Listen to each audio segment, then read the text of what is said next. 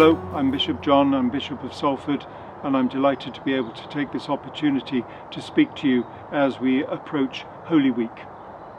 Normally speaking, Holy Week is a very solemn time for us, and we gather for some very important celebrations of liturgy. There's usually the Chrism Mass, where priests gather to renew their vows, and we bless the oils that we will be using our sacramental life throughout the year. We've got the Mass of the Last Supper, we've got the Good Friday liturgy of the Way of the Cross, and we have the Easter Vigil and the Masses of Easter Sunday morning. They can't happen this year.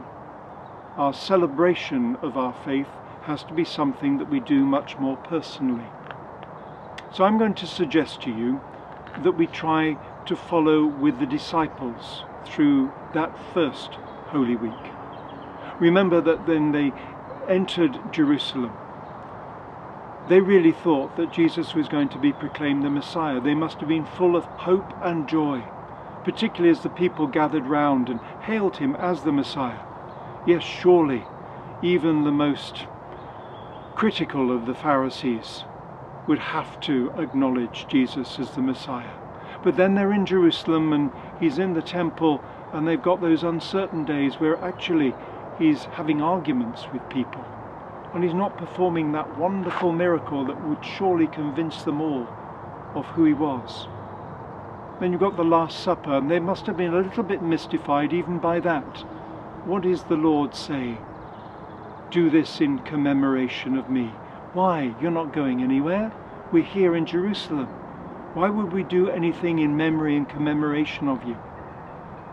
And then those awful hours of the arrest, those two mistrials, to see Jesus hanging on the cross and to think it's all over. How dreadful that they thought he had been the Messiah, but surely he couldn't have been. He's dead. He's been crucified and rejected. And then there's that moment of resurrection. What a shock. What a transformation for them as they come slowly to understand that the Lord is back, that he is indeed the Messiah, and he's risen from the dead. Yes, I think we can make a great deal of Holy Week if we ponder those different events.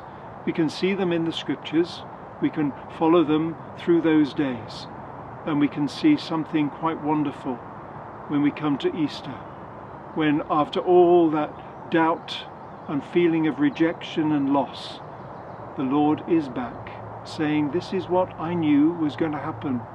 I told you several times that I would be betrayed, I'd be put to death, but I'd rise again.